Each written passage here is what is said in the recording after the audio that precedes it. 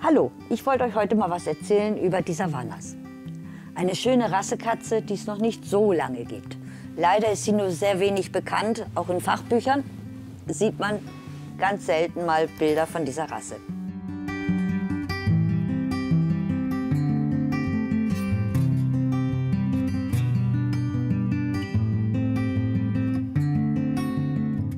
Savannas entstammen einer Wildkatze, einem Serval, die in Afrika immer noch auch frei leben.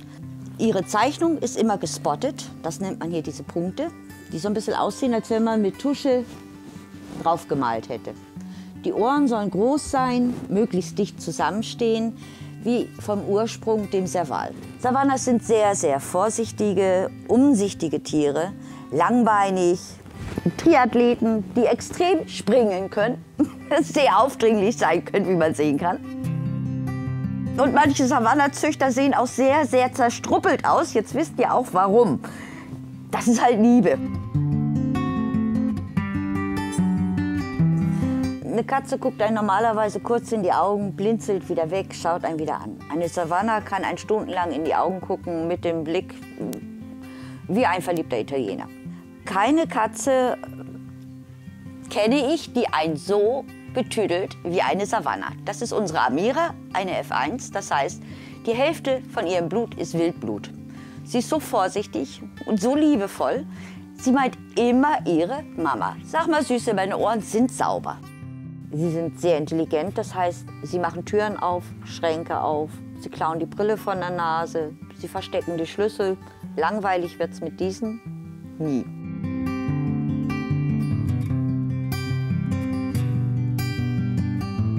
Es gibt Savannas in Braun mit schwarzen Punkten, in Silber, in Schwarz, in Smoke, das sieht dann aus wie schwarz und unten drunter ist so ein Silberschimmer.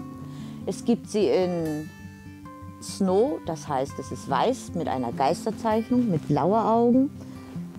Die sind allerdings nur in Felidae-Vereinen zugelassen. In anderen Vereinen, wie in dem Tikka, ist diese Farbe noch nicht Standard. Für eine Savanna sollte man Platz und viel Zeit haben. Es ist keine Katze, die gerne alleine ist. Und was man einer Savanna mal erlaubt hat, wie zum Beispiel im Bett schlafen, das zählt fürs Leben. Wenn man meint, man will das nicht mehr, die wird sie auch noch nach 3 Jahren daran erinnern, dass man unbedingt da ja mal geschlafen hat. Was nicht geht, sind leichte kleine Kratzbäume, die umfallen können. Also man muss schon wirklich richtig stabil das haben, gut stabil, schön festgemacht. Und manches Mal, wenn sie ihre 5 Minuten haben, sollte man seine Kaffeetasse festhalten, weil dann wird richtig gefetzt. Also kleine Bude, alleine halten, geht nicht. Es sind wirklich Tiere, die miteinander viel machen und immer mit dem Menschen zusammen sind.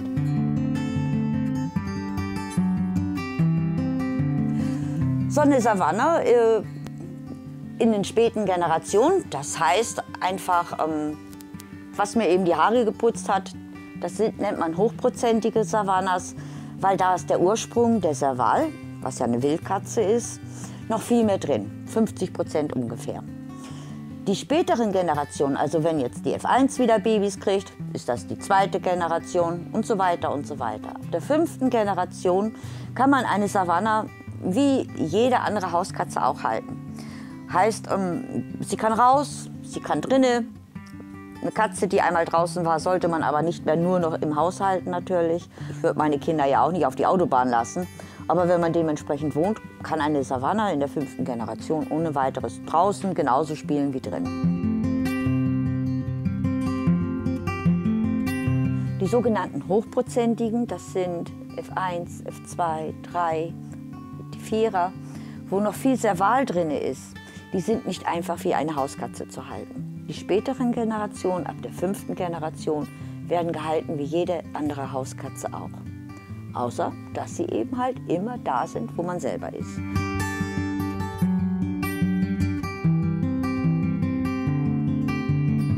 Hochprozentige Katzen, also Hybriden nennt man solche Tiere,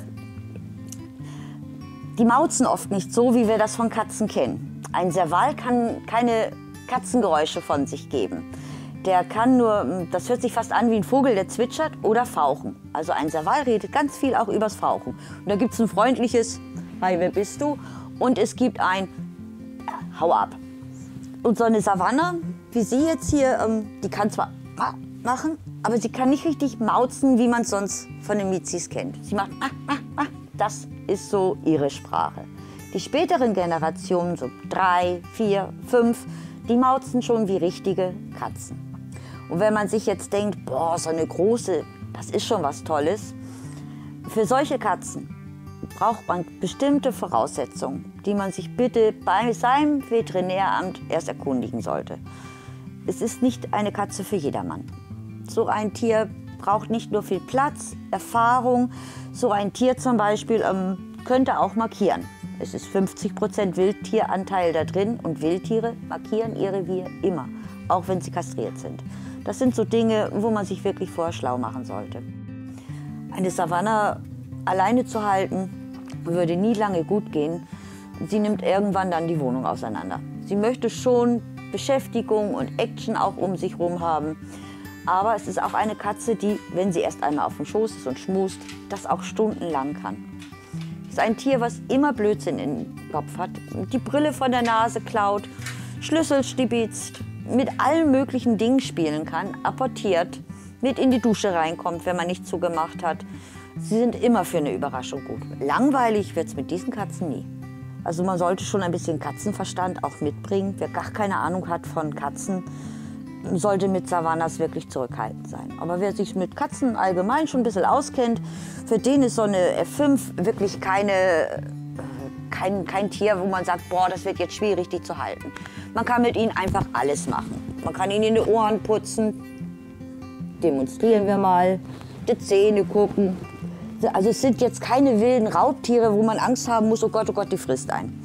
Wir haben auch eine Tochter zu Hause und wir haben hier auch hochprozentig und späte Generation. Und es ist noch nie was passiert. Also ganz im Gegenteil.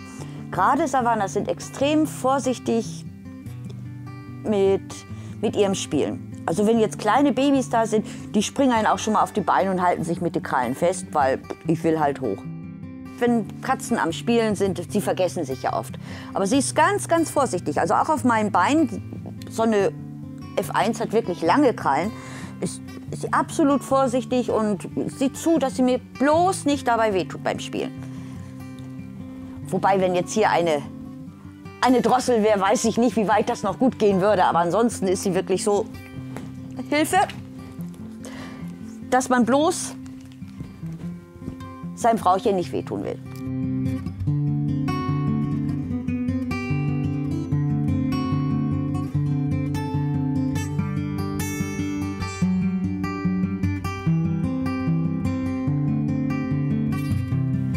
Was so besonders ist an einer Savanne, ist, dass sie so ganz und gar an ihrem Menschen hängt. Also nicht nur, dass sie ihre Babys bei mir auf den Schoß kriegt, mir zeigt, wie sie groß werden, möchte, dass ich immer dabei bin. Sie weiß genau, ob es mir gut geht oder nicht, ob ich spielen möchte oder ob ich jetzt schlafe. Sie schauen und sind wirklich umsichtig, passen sich ganz und gar unserem Rhythmus an. Sie sind einfach faszinierend.